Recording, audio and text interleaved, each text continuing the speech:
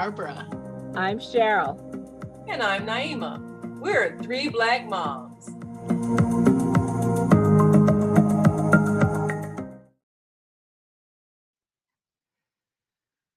Unfortunately, it is a common experience for families to have someone who has been convicted of a crime and served time. There are more and more families who are experiencing this unfortunate reality, whether or not their loved one was involved in drugs, or if their loved one made some bad decisions in the company they keep, or if their loved ones somehow in a state of not being themselves, whether under the influence of alcohol or drugs or just out of control anger, harmed somebody and ended up getting convicted for a crime and ended up serving time in prison. And you can even spend time in jail and not even be convicted, just waiting for trial if you don't have money to pay your way out of jail and post the bail. There are a lot of people who have had the experience of being locked up for a long period of time. This is highly stressful, not to mention traumatic, not just for the person that it happens to, but for family members. And if you have a family member that has been incarcerated for a long period of time, they've gone through some things that they probably can't even speak about. And they've had experiences that are affecting them that they may never be able to speak about. And unfortunately, as we've talked about before, we tend not to get therapy when we need help. And so you have this person that has these behaviors. You have this person whose life has been turned upside down because a lot of times they're X'd out of jobs, they're X'd out of opportunities, and sometimes they're X'd out of family life because depending on what they've done, family members may not want to even associate with them anymore. And sometimes they have nowhere to go once they're released because no one wants them in their home. But they're still a human being. And if they're a loved one, whether father, mother, brother, sister, son, or daughter, there's somebody we care about. So how can families be supportive of a loved one who is returning home from prison? Well, we have a guest today, Tyrone Muhammad, who is head of an organization that is working to help the society become more sensitive to the needs of ex-cons, returning citizens, as they're called. And the organization, Ex-Cons for Community and Social Change, has been instrumental in addressing elected officials and community activists and families who have someone who is returning from incarceration. So before he comes on, we want to take a look at this because one of the biggest factors is the shame factor that the family feels when someone has been convicted of a crime. So sisters, how do we address, first of all, the shame factor? Because if your family is not used to that sort of thing, it involves a lot of things: getting arrested, driving away in a police squad car, appearing before a judge. All of these things that happen to you that are public and can make family members and the person that it's happening to feel shame. So, how do we address that? There has to be a new perspective on how those things are viewed. And there are some children's books that actually do address these different aspects of when a parent, for instance, has served time or needs to serve time. And you can actually Google some of the titles of these. I don't recall them right offhand, but I would like to also, in this talk, address the opportunity to talk about the changes that happen in the person's life while they're in prison.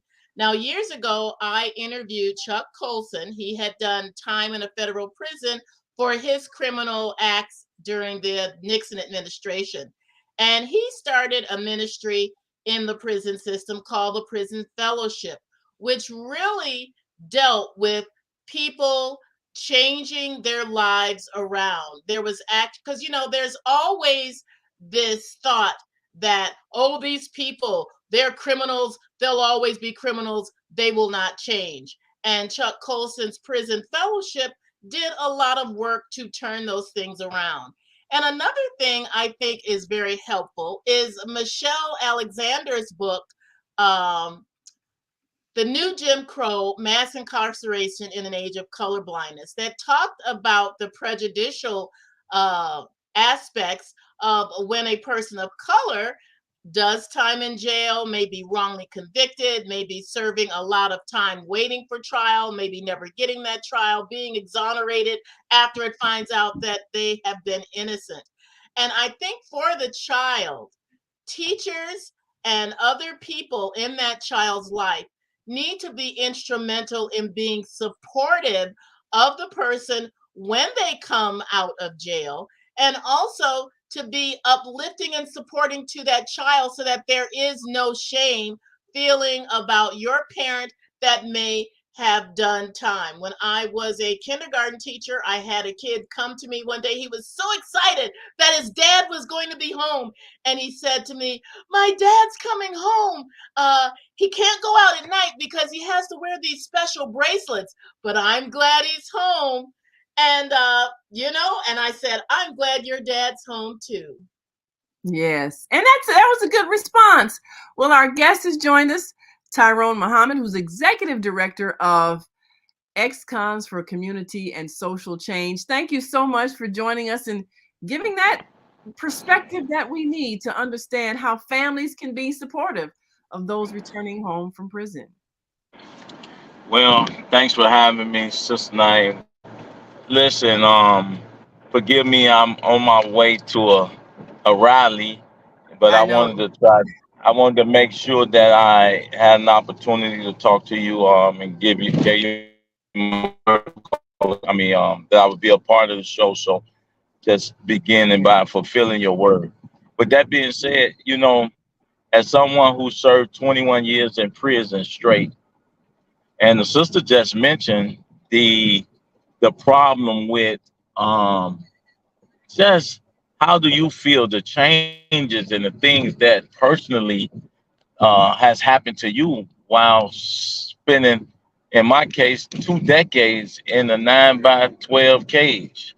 You don't put animals in a cage for 2 decades. So then to be released back into society, oftentimes worse off when you went in because the system is not designed to um, for reformation, reform, and transitional um, processes, right? So, with that being said, the family, the best thing a family could do, a member, that's if you're going back to a family home. That's if you're going back to a family home, is to get out of their way to help them amalgamate back into society in a way that is comfortable for them. It's new for us. Like you got 9 by 12 cells that you spent your whole life in. Then, with that being said, Now we in the position where we have to learn new things. I didn't even know how to turn the phone on. I didn't even know how to turn the phone on, a cell phone. So with that being said, that was just a minor thing, right? And then there's all the social media, the different modes of learning that's out here, and the modes of picking up bad habits and bad things. And then you have a family member that still is uncomfortable with you because you just invaded their space. This is the problem for me. How is it that we have all the resources to lock black men up for 2 decades with all the resources, the housing, the food, the health care, and everything else, but and then release us in 3 years on parole, release us back into society with no housing, with no structure, without anything. You set us up for failure because the very money, you make me understand that the money that you got all the money to lock me up and to keep me incarcerated, but you have no resources for proper amalgamation back into the very society that I've been released to. Oftentimes, we're released with more health issues, more mental health issues, more burden and more problems than when we went in. Because a lot of times, family members are dead. For me, I lost all my friends, grew up and moved on. Family members died. My father died, uncle died. All type of changes happened in my immediate family, and then the whole city has been gentrified. Man, I'm like, whoa, the community I once knew before I went in prison is not there anymore. So what is this? So that's Wow. the thing I'm saying. We have to be able. The number one thing in reentry is to make sure that those men and women have proper housing. Housing is the number one security. Then it becomes transportation because even if I get a job, I have to have the means to travel to and fro to search for a job, to interview, and all of that. And then the next thing is a job because it doesn't matter for you to give me a job if I can't get there to the job. Also, there are a lot of things that we've been talking about in the legislator about eliminating the box that says, "Have you ever been convicted?" Right. Because that keeps people from getting that job that you need. Transition housing. I know we have a transition house across the street from where I live, and the people have to have a job. They have a house, and they can stay there for as long as they want or need to. But and because we have pretty good most days public transportation here in Boston, but we're close to public transportation. But the thing that I always worry about is that when someone sees that box, and if any of us who've ever looked at a job application, that's one of the things that is asked. And if you ask that, and if you check that box, you're already known that you're not going to get that job. And if you don't check that box and they find out that you have been convicted, you're not going to get that job. So But the Sean Ford, he put forth to ban the box, and that's yes, been it. But it doesn't matter about the box. See, the problem is like you say, legislators. Once I pay my debt to society, then my rights and everything that was taken from me, 13th Amendment, has to be yep, restored back to Right. proper fully order voting. because at the end of the day, there's no taxation without representation. If we have no one representing us as formerly incarcerated person, and we're the only class and caste of people that's perpetually discriminated against, then we shouldn't be paying taxes. We shouldn't be paying taxes since we have no representation. No one really foster change and value in the men that's returning because it's not a popular notion. Furthermore, it doesn't matter about banning the box because you can expunge my record, but then you Mhm. cannot expunge Google.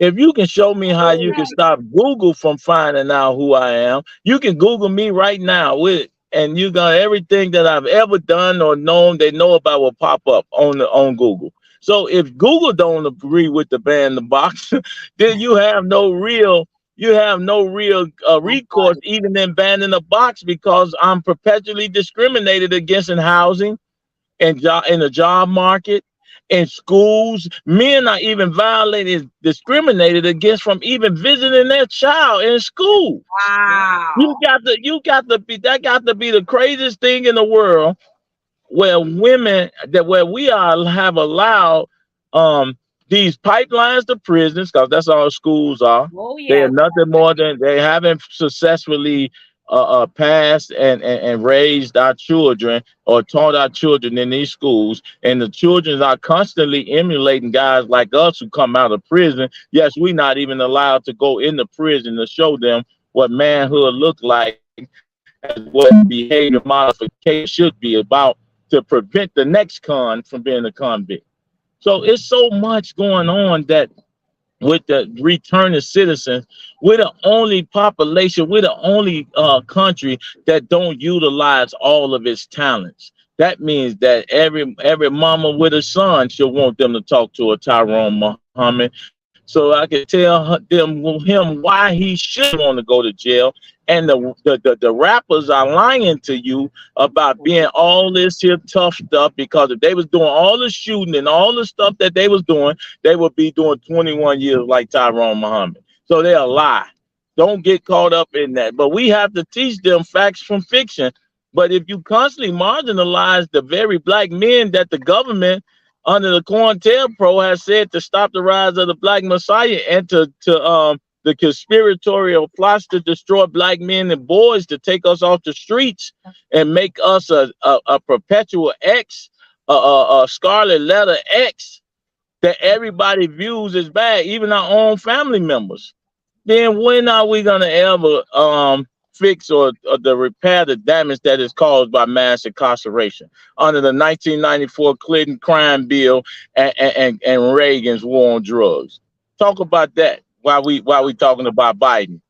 Wow. Well, You that's know, the thing, is that when Nixon, actually was Nixon that started the war on drugs, and now, Right. but they really knew that it was a war on the black community. Now that everybody's like finally coming clean about stuff that we all knew, but they kept telling us that gaslighting, telling us it wasn't true.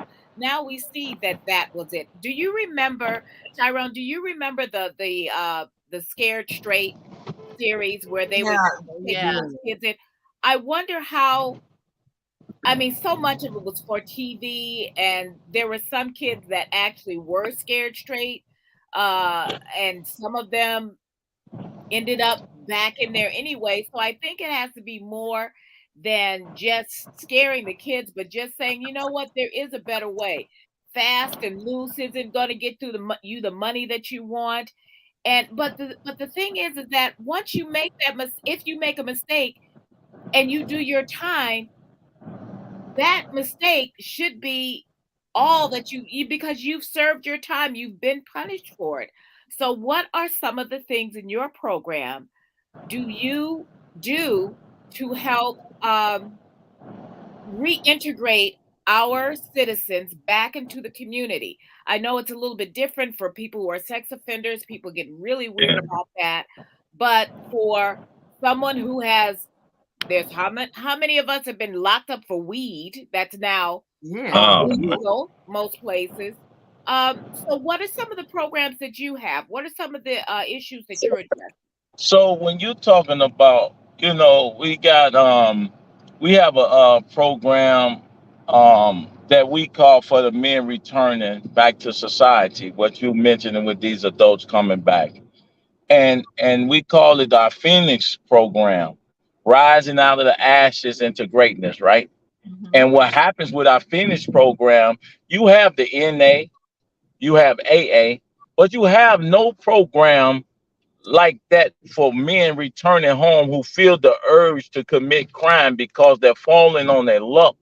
They then they have this urge and this desire in their stomach to go back to a life of crime. Where in our Phoenix program, we match our men. It's like a manhood circle as well as a program to match our brothers with a counselor or men who served their debt to society, that's been successful in society, to be able to guide them and mentor them and say, hey, keep holding on, black man. Keep holding on. With all the resources we have, we're going to make sure you got to get a job. We're going to make sure you get the mental health treatment you need. We're going to make sure you get the housing you need. We're going to figure out a way together, brother. Do not make the mistake allowing the pressures of life to land you back in prison, bro. That's what they want to do. So these men coming home and learning life over again. Some of them never had life to begin with, have to have mentors and guides that deal with the behavior and the thinking and the thought processes of crime. I always tell people guns don't kill people. People in their thought processes use guns to kill people. So we do behavior modification at ECCSC, where we get at the heart of men and boys and change their condition. But we got new environment alternative training, what we call our NEAT program, that gets at the behavior and the thought processes of these brothers, these at-risk youth. And these are the programs and things we want to bring into the CPS, but we got position from the feminization of CPSs and the bureaucracy that don't want to see black men. And our women are calling for us to come in there, but yet our women don't line up and stand strong enough. That's teachers that say, and it's very few principals that say, listen, I'll put my job on the line to make sure that black man is in those schools dealing with the thought processes that make a young man feel less than a young man and feel less than a citizen of this country, to kill another young man or behavior that caused him to hurt our women and children and families, our communities, and everything that we go through.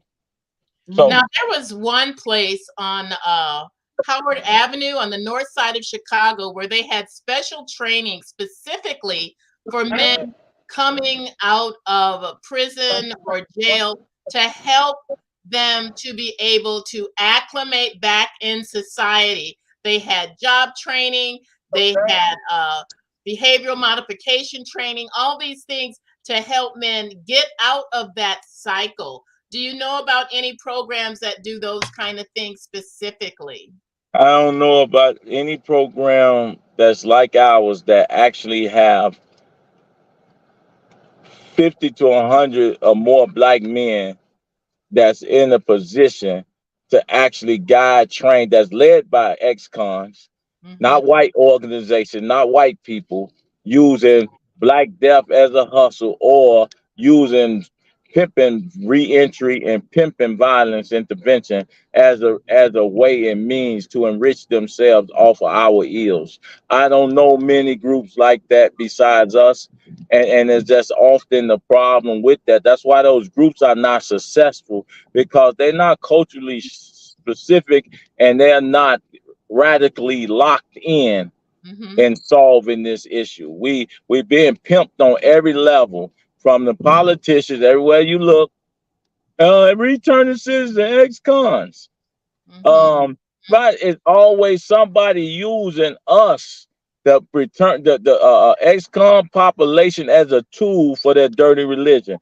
And you got every church now. If you got all these churches, man, that got all these so-called prison programs and reentry programs, but yet they are not effective, because most of the people that's governing and are over these programs that get all the resources, Naima, never been to prison. Got white women, they went to school in criminology, sociology, psychology, never spent a week in jail, never committed a crime or a bad act, yet they get all of the millions, hundreds of millions, to then filter into these little programs and communities that only give them just enough to stay open, while they continue to become 501c3 pimp in our community all through everywhere. So this is a real situation that's happening to us. And the question is, man, no, those programs are not effective, and I tell them that in their face.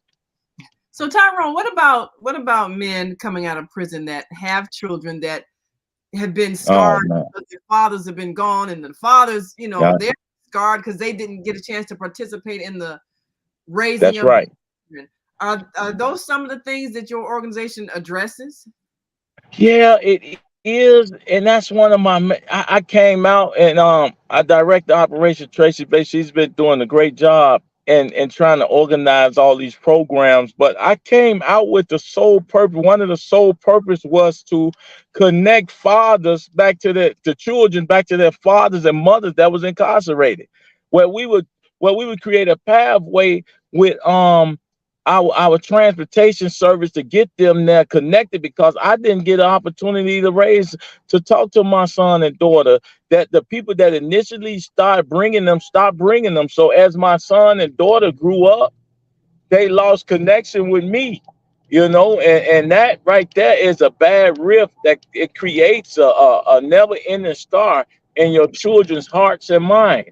And so the bottom line is, just as much resources as this government has to lock black men and boys up, it has to have more, the same amount or more resources to repair the damage caused by mass incarceration. So long after I serve my debt to society according to the constitutional decree, because I violated a tenet of society, then the government must be just as aggressive of repairing my damage, my mental health, my everything. Because what sense does it make to not monitor the men and women coming and going, when the ills of these men and women are going to be visited on the community and the citizens of society?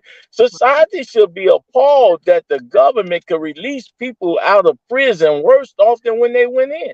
Mhm. Yet we claim they all talk public safety. They are liars. They Mm, are liars. How you can talk public safety and reentry, but never have a Tyrone Muhammad or others at the table to help you foster and craft legislation?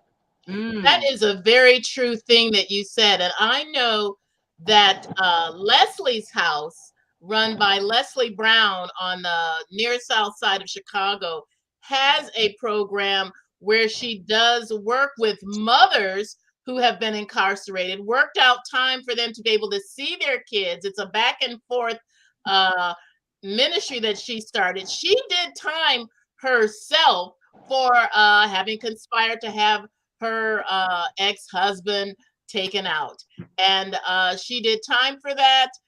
She did something like 7 or 9 years out of 17. She was actually pardoned by the governor who looked in her case. She was the first black woman, as a matter of fact, the first woman in Illinois to be pardoned for a crime such as that.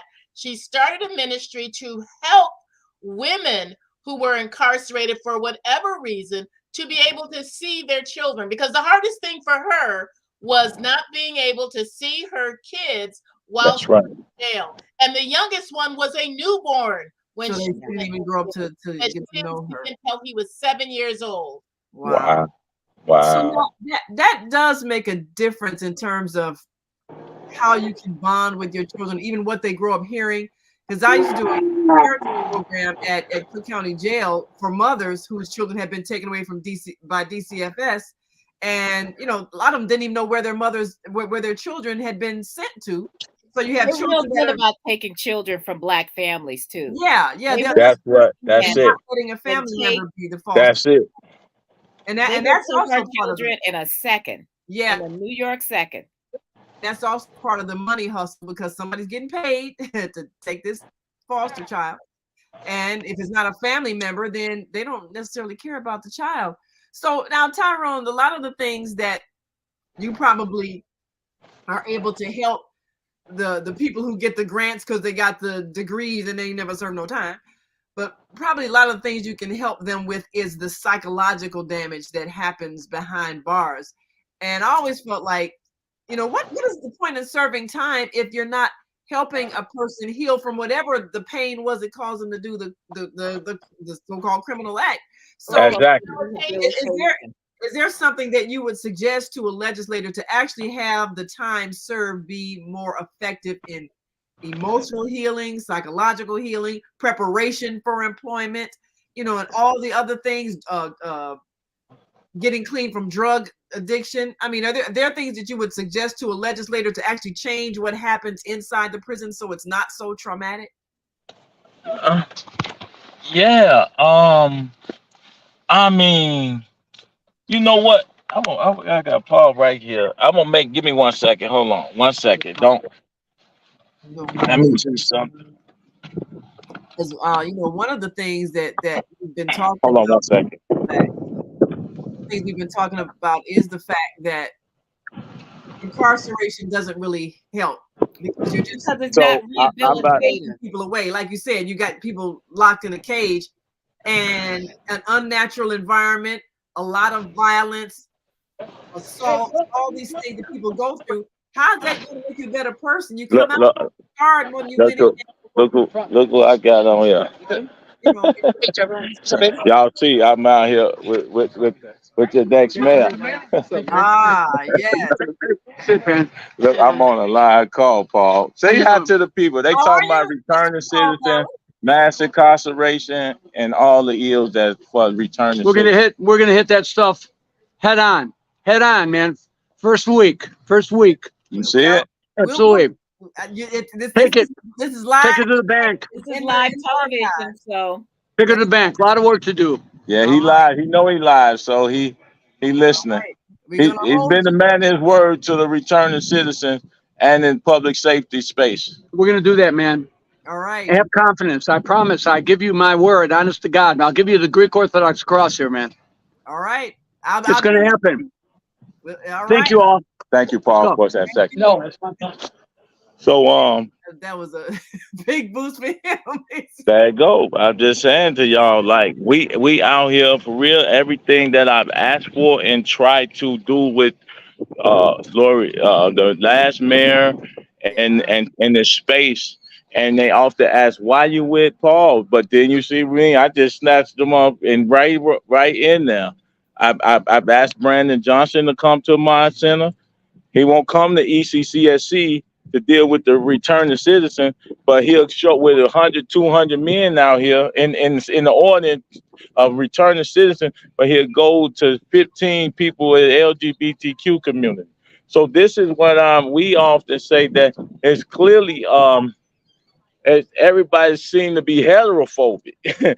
Black men and feminizing the black men and this space has no relevance. You wonder why these young men are so emotional. These young boys, they are so emotional. The little boys I deal with every day, they so quick to shoot somebody before they get to talk and understand how to use their voice, their mind, their thoughts, and even their relationship to settle differences. So we have to teach that part. It's so much behavior modification that's necessary because when you snatch strong men off the streets, you ain't going in no neighborhood where a Greek, a Irish, a Italian, China, where men are not using their represented the men to deal with the ills of the boys. Absolutely. Well, that's what I see as one of the main issues, the fact that the men are absent, they don't have anything except a lot of this fake stuff, like you say, with the rap songs and everything, glorifying the violence. They don't know, they don't have guidance, and nobody addresses that. And then they get blamed for not having guidance, but no one will reach out to Right. How you gonna fault the pot for being a pot when it's a maker that made it a pot? You didn't make me a cup. You didn't make me a skillet. You made me a pot. So how these young boys at one point can be charged with all of these ills and issues? Now, it's no, parents need parents. And it's unfortunate that parents aren't efficient enough for Big Mama. There's not a lot of Big Mamas that taught you how to be a good parent. You know, a lot of these kids, Big Mamas are 50 years old. Yeah. Big Mama is 48, 50 years old. Big Mama isn't 70, 60, and teaching you how to shuck peas and how to, do the things, man. Boy, good, grab that pan and let me show you how to peel these turnip greens. That we don't have that. I deal with young men and boys every day that think vegetables grow out of a can. Yeah. Yeah. Hold on, how you even understand and equate the fact that young men and boys think vegetables grow out of a can or a bag? That's sad, but that's what's happening. So we got a lot of work to do. We got a lot of work to do, and we got to figure out how to really make this, this thing work for everybody. And we out here on the front line, and we got the answer. But who asking us for a solution outside of yourself, sisters, and these beautiful sisters on here? My incarceration wasn't a curse; it was a blessing, because God will always use the people on the lower rung of society to translate and resurrect and rise the people on top. I mean, to the top. That's why you got the J. Edgar Hoover and the COINTELPRO to stop the rise of a black Messiah is real. Yeah. They know that God, they always take the least of these, those on the lowest. These are the ones who are the most connected to society.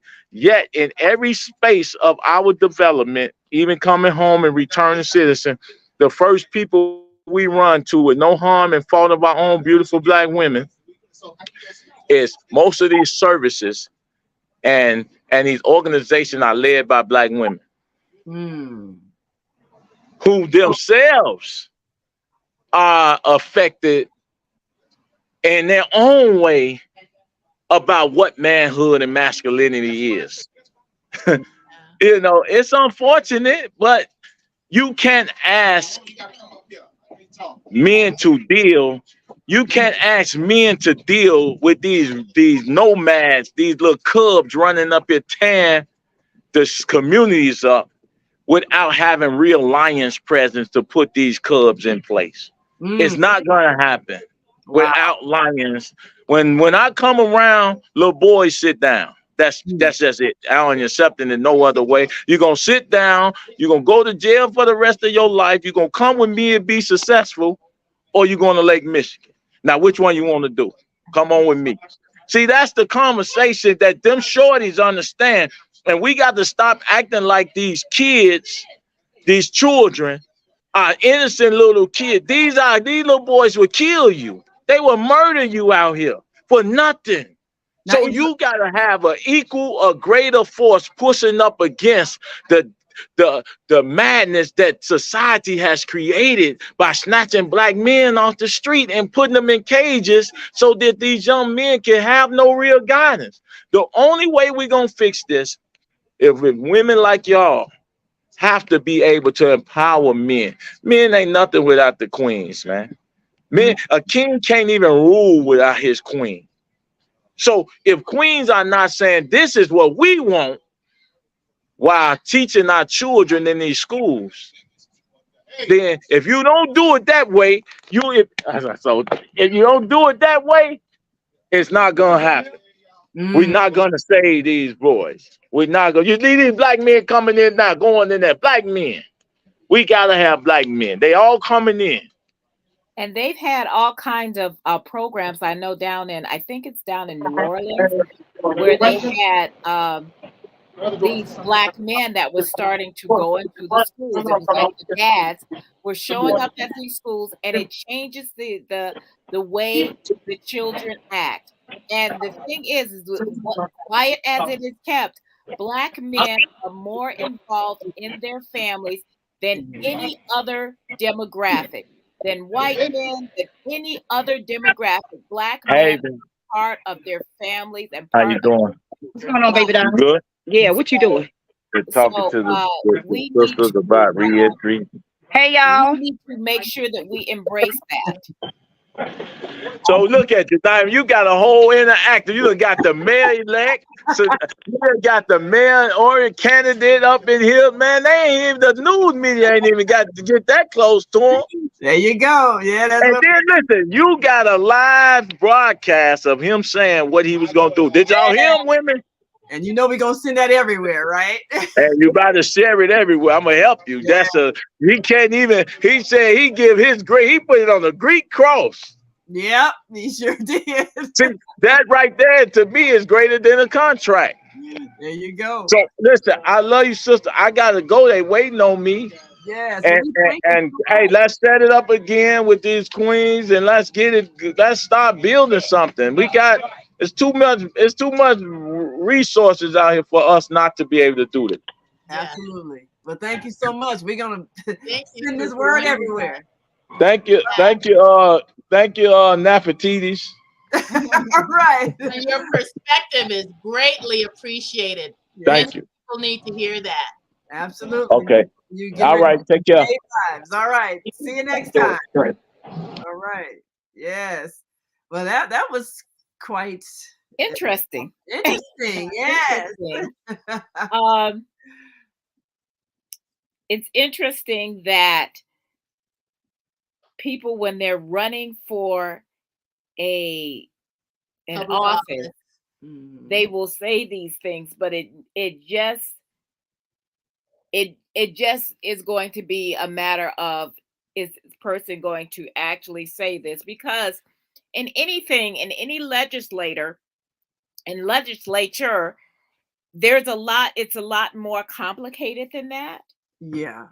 And they And come into a mess that they didn't create. And and the thing is that when we talk about reintegrating families, with people who have been incarcerated, whether it's men, women, young children, we have to start thinking about the people in our families and in our communities and how we are going to help them. Like I say, banning the box, but there's transition housing. Like I said, there's one that's right across the street from my house. The people, they all have jobs. And the thing is that you have to have the community accept them. And we've never had a problem. They've been there for years. They don't take sex offenders, I'm told, because that's just something that people are real squeamish about. And I understand that. But they do have transition housing. And as we capture our neighborhoods, we have to start thinking, okay, we can't be NIMBYs. We can't say, okay, yeah, these people need help, like with homeless people.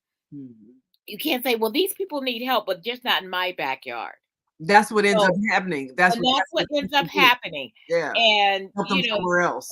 And I was kind of tickled when Tyrone was saying, he comes out and didn't even know how to use a cell phone. And I wanted to tell him, look, as a 5-year-old. You know what? Not for nothing, but I've seen all kind of TikToks and Instagrams where this generation, the Generation Zers, don't know how to use a rotary phone. Yeah. And it's the funniest thing you ever saw. I think I saw a meme like that. Yeah, and they're trying to figure out how to dial it, and then they pick it up.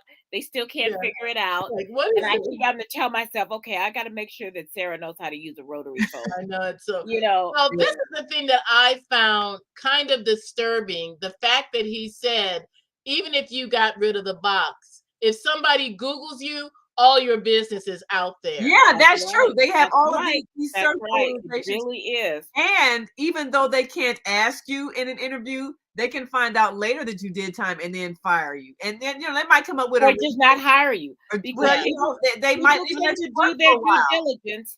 Yeah. People, and come up with a lie. Oh, you're just not working out. That's what happens. What does that mean? Yeah, they come up with a lie. Like if something happens, they've hired you and let you work for a while, and they did some investigations, found out you did time, and they'll come up with some kind of excuse to let you go. Well, things aren't working out. We've decided to go another way. Let's say some vague thing, but basically it comes down to, and I've seen it happen to people, and it's very distressing. You've been actually working somewhere, or they say, well, we'll hire you on a trial basis, and they give you like a week, and then suddenly all of a sudden, oh well, it's not working out, and you're thinking, wait a minute, I know I didn't do anything wrong. I know. They looked into your background, even though they didn't ask you in the beginning. They found out. So you have to look for these things, all these equal employment opportunity companies that say that, that they're trying to and see, well, what does that mean? It's just like, they ask about mental health. They ask about, disabilities. And disabilities are like quite, I mean, it goes from mental health issues all the way down to high blood pressure and diabetes and all these other kind of things. You can check off those boxes, and you're not going to get, because they're looking at their company insurance, and you're not going to get that job because they're thinking they're going to have to deal with your health problems. Yeah. So there's all kinds of ways A lot of that discrimination. we have managed to marginalize a whole lot of folks. A lot of people. And so because that happens, as a family, you have to have someone, and a lot of times, especially if someone has gone away for a sex offense, they may not be able to live with their families if that family lives near a school. Now, I live like less than a block away from a school. So, and that's why you can't have a sex offender in the transition housing, because they live, so close to a school. This is another thing. I believe that when they say, well, if you're a sex offender, that's nothing, you can't fix that. You can't heal that. You can't cure it. Yeah, you can't cure it.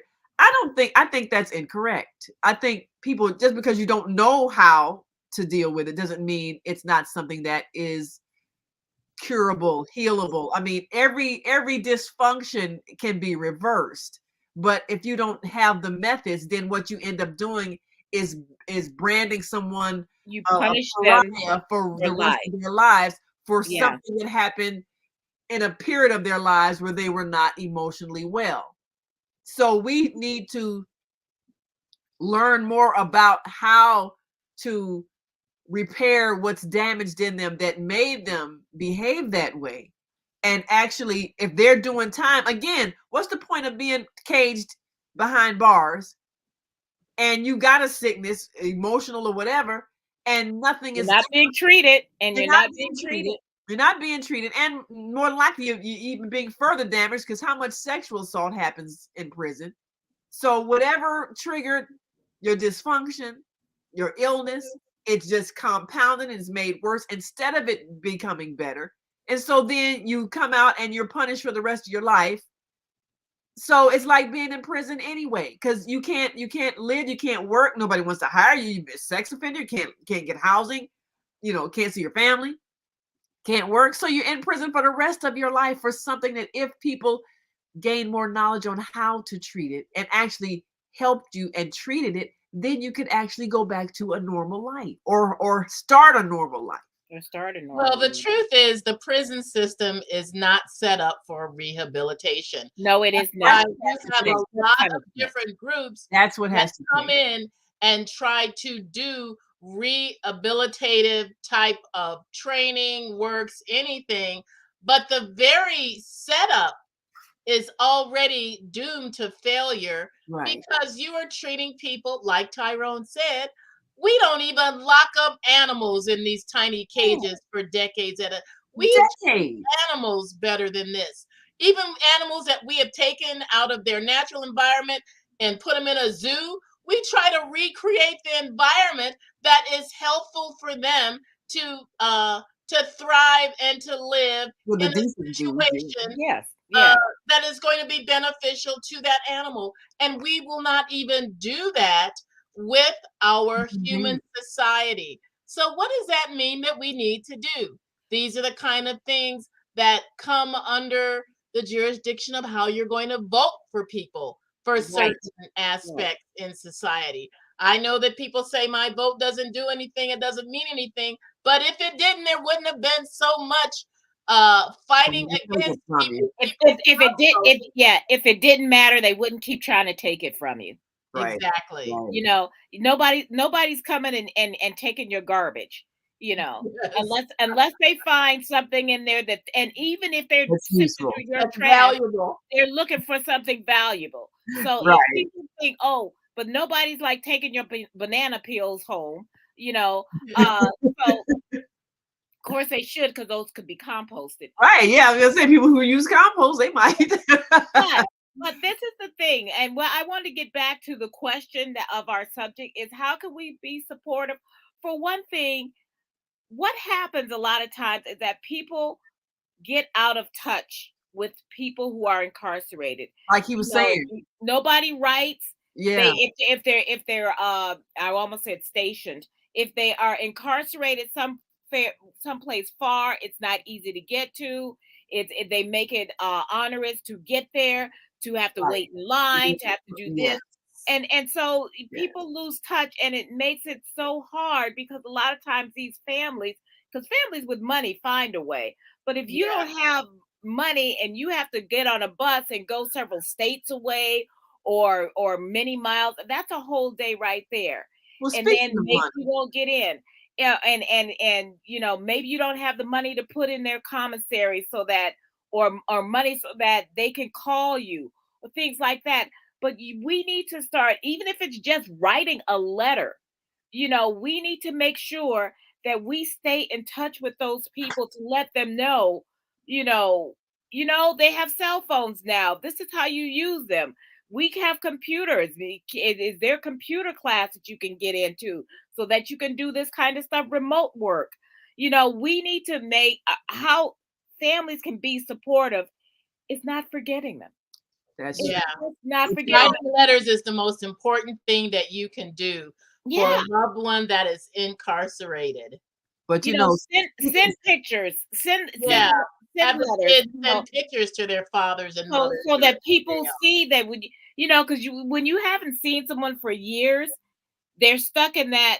However old they were. If I haven't seen you since you were 10 years old, and it's been 20 years, I'm shocked that you're not that same person. And that's part of what makes it so difficult coming back to a family. But speaking of money, where prisons are built is a big economic decision, because you have a lot of these remote downstate farmland places where a lot of the family farms are failing, and so people don't have the income that they had. So now the prison becomes a means of employment. Because that's exactly right. And way away from the city. So you had this big, huge urban population of people getting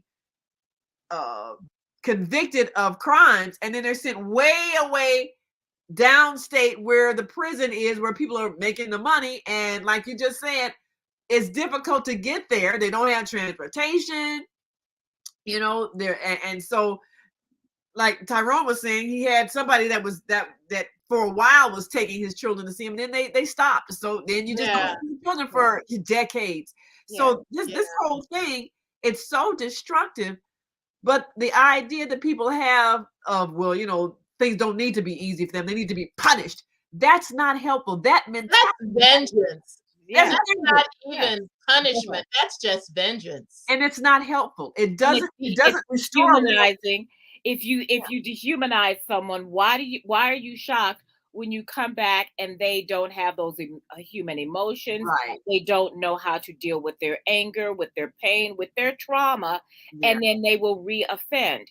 Right. And this is why. And so our families, if you know someone, and maybe you didn't get a chance to see them when they were in jail or in prison, when they come back and they're coming into the family and they're coming back into the family reunion or whatever, the whatever barbecue or cookout or whatever we're doing, you know what? Embrace them home. You don't have to ask, well, what did you do? That's none of your business. Just welcome them home. Because you know what? If you probably already know, because Google, but embrace that family member and welcome them warmly to let them know that they are still loved, because people do not feel loved if we've spent so much time shaming them and making them feel like you've done this terrible thing. Now, like some things really are, if they're dangerous to their family, you may not feel that way, but for those who have done things like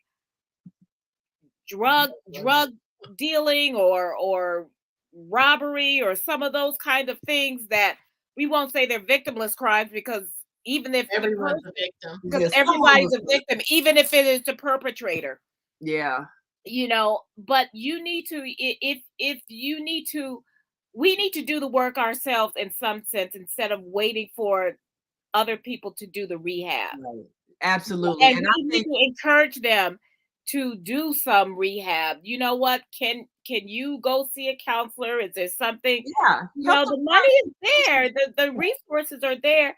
And you may have to really work hard to do it. But pick up the phone, go on the internet, do whatever you need to do to help that person establish themselves back into society. Have the, and sometimes it may be a job, menial job, repair or whatever. But while they are incarcerated, encourage them to read, encourage them to look for something Utilize the they library. can do that may interest them, so that maybe they can go back to school. Schools are online too. There's a lot of things that they can do to help themselves with our support. And as families, we need to give them emotional support. If sometimes you can't give them financial support, because sometimes we're all hurting, but you can always give somebody emotional support. Pick up the phone and call them, say, how you doing? We're having Sunday dinner, come on over. Or, I cooked up something extra, you want me to drop it by? I mean, there's all kinds of things we can do to let people say, I care about you, and I care about whether or not you're going to make it, because I don't want to see you going back to prison or going back to jail. Yes. You have options. Absolutely. You do have options. And I would urge everybody to go to this website, www.ECCSC.org. That is XCONS for Community and Social Change.org. They have a lot of resources. And like Tyrone said, these are people who've been there. They know really what is helpful. They have men who are ready to step up and women who are ready to step up because they've had the experience. They know how wounded you are. They can address your issues. And I think that's a good suggestion that you made, Cheryl, that help people get therapy, help them get counseling, encourage them, embrace them, love them, but understand they need some help that might be beyond what you are able to do, because you don't really know what they went through, but someone does, and someone can help them. So I think that's the most powerful thing we can do, is try to restore them to a sense of being worthy of love, because they've been through a whole lot of hateful behavior while they And were. I would also recommend Leslie's Place. This is Advocates for Women, and she helps acclimate women coming out of jail and prison to get back with their family. She's been doing this for over 20 years herself. Oh my goodness, 30 years. And helping women get their lives back together and keeping their families intact by working out visits between them while they are incarcerated, and then helping them to get back into society when they are released. And that's Leslie's Place. Leslie's Place. Yes, definitely. Well, we definitely want to encourage people to reach out to those who are doing the work, because they can help you. Well, it's time to go. And we appreciate our guest, Tyrone Muhammad, and his work in helping to restore those who need to return to citizenship and return to their families and return to love. So until next time, and we invite you to subscribe to our YouTube channel and our Facebook page, 3 Black Moms, and make sure you leave your comments. Let us know what you think, and let us know you care. Until next time, I'm Naima. I'm Cheryl. I'm Barbara. We are 3 Black Moms.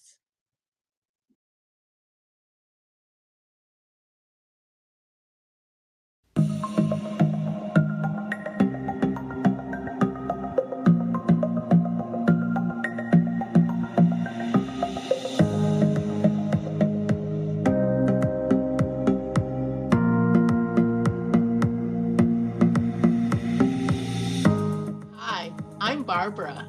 I'm Cheryl. And I'm Naima. We're 3 Black Moms.